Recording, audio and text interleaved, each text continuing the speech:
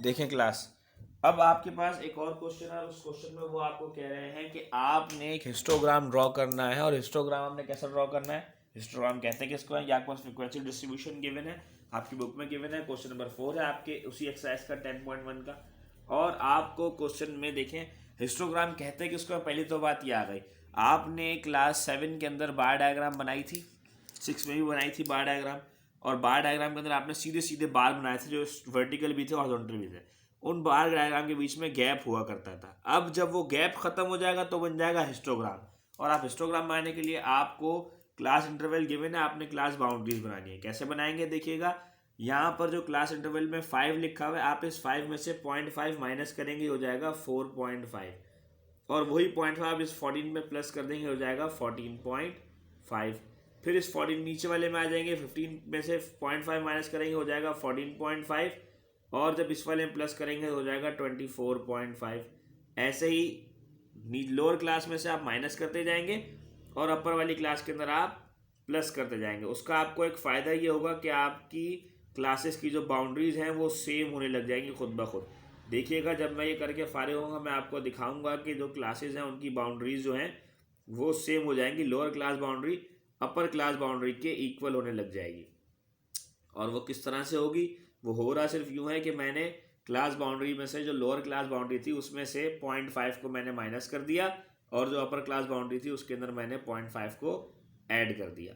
और हुआ कुछ यूँ मेरे पास कि देखें मेरे पास ये वाली सारी जो वैल्यू थी 14.5, 14.5, 24.5, 24.5, 34.5, 34.5, ये सारी वैल्यूज मेरे पास इक्वल ही हो गई। अब आप क्या करेंगे, आपने करना सिर्फ इतना सा है कि आपने इन वाली वैल्यूज़ को लिखना है। देखिए मैं यहाँ पे रेड मार्क से कर रहा हूँ आपके लिए कि आपने इन वाली वैल्यूज़ को, जिनको मैं रेड मार्किंग के अंदर लिख रहा हूँ, इन वाली वैल्यूज़ को ग्राफ में नीचे की तरफ लिखना है। देखिए मैंने ग्राफ की लाइंस पहले से ड्रॉ कर ली है, इक्वली डिस्ट्रीब्यूटेड है। यहाँ पर मैंने 1.5 सेंटीमीटर का गैप लिया है और ऊपर सिंगल सिंगल एक लाइन का गैप लिया है। मैंने इस वजह से यहाँ पे यूँ गैपिंग की है क्योंकि मैं अभी कर रहा हूँ ग्राफ बना रहा हूँ पेज पर। ग्राफ पेपर अगर आपके पास मौजूद हो तो उस पर बना लीजिएगा, ना हो तो अपनी कॉपी पर ही बना लेंगे, तब भी हिस्टोग्राम का ग्राफ बन जाएगा। ठीक है, अब आप क्या करेंगे देखिए 4, मैं आप यहाँ पे नंबर लिख लेता हूँ कि मेरी बाउंड्री कहाँ पर है। मेरी बाउंड्री है 4.5 पहली है, उसके बाद है 14.5, उसके बाद है 24.5। मैं 24.5 लिख रहा हूँ, देखें यहाँ से सीक्वेंस में आ रहा हूँ, 4.5, 14.5, 24.5, फिर 34.5, उसके बाद 44.5, उसके बाद 54.5, उसके बाद 64.5, और फिर लास्ट वाली 74.5। मैंने ये वाली सारी जो मेरे पास बाउंड्रीज थी मैंने वो लिख ली। उसके बाद देखिएगा मेरे पास सबसे स्मॉलेस्ट नंबर यहाँ पर 2 है और सबसे ग्रेटेस्ट नंबर यहाँ पर 12 है। तो मैं स्टार्ट करता हूँ इक्वली 1 से, 1 2 3 4 5 6 7 8 9 10 11 12। यानी आप ये कह सकते हैं कि जो फ्रीक्वेंसीज थी वो मैं रखूँगा वाई एक्सिस के ऊपर, और जो क्लास बाउंड्रीज थी वो मैं रखूँगा एक्स एक्सिस के ऊपर। ये बात आप याद रखने के लिए मैंने यहाँ पे लिखी है, आप अपनी कॉपीज़ में मत लिखिएगा। ठीक है, अब देखें 4.5 से 14.5 तक की जो बाउंड्री थी वो थी फ्रीक्वेंसी नंबर 3 तक। तो मैंने एक स्ट्रेट लाइन लगानी है, कहाँ से, 4.5 से 3 तक और 14.5 से भी 3 तक, और इस बाउंड्री को मैं ऐसे करके मिला दूंगा। इसी तरीके से 14.5 से 24.5 तक फ्रीक्वेंसी है 5, तो इसी 14.5 की लाइन को ऊपर लेकर जाऊंगा 5 तक, और फिर जो उसके साथ थी 24.5 उसको भी 5 पर लाकर ऐसे एक साथ मिला दूंगा। देखिए अब मेरे बीच में गैप नहीं आया। ये गैप क्यों नहीं आया, क्योंकि मैंने बाउंड्रीज यहाँ पर सेम कर दी थी। इन बाउंड्रीज के सेम होने की वजह से मेरे पास गैप नहीं आएगा।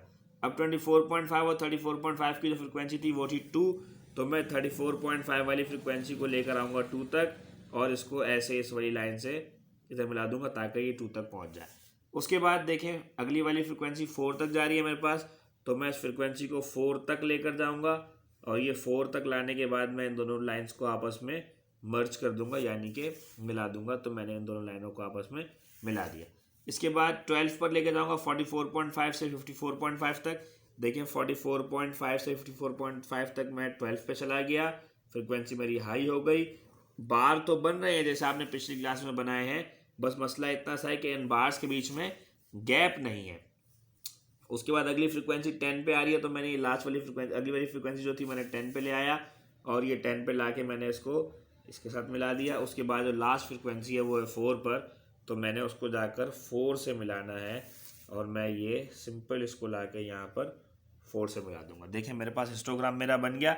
आप चाहें तो इन हिस्टोग्राम्स के अंदर अलग अलग बार्स में अलग अलग किस्म की शेडिंग भी कर सकते हैं, और अगर ना करना चाहें तो ना भी करें, कोई इतना इशू नहीं है। ठीक है बेटा, तो ये था आपका सिंपल सा हिस्टोग्राम। हिस्टोग्राम बनाते हुए आपने किससे ख्याल रखना है कि आपने सबसे पहले तो क्लासेस को जो इंटरवल है उनको बाउंड्रीज में कन्वर्ट करना है। उसके बाद ऐसे एल शेप, यानी ये जो 7 की शेप है, इस शेप के अंदर आपने ये क्लास बाउंड्रीज को नीचे लिख लेना है। उसके बाद बार्स बनाने शुरू करने हैं ताकि जो हिस्टोग्राम आपके पास बने उसके बीच में गैप मौजूद ना हो।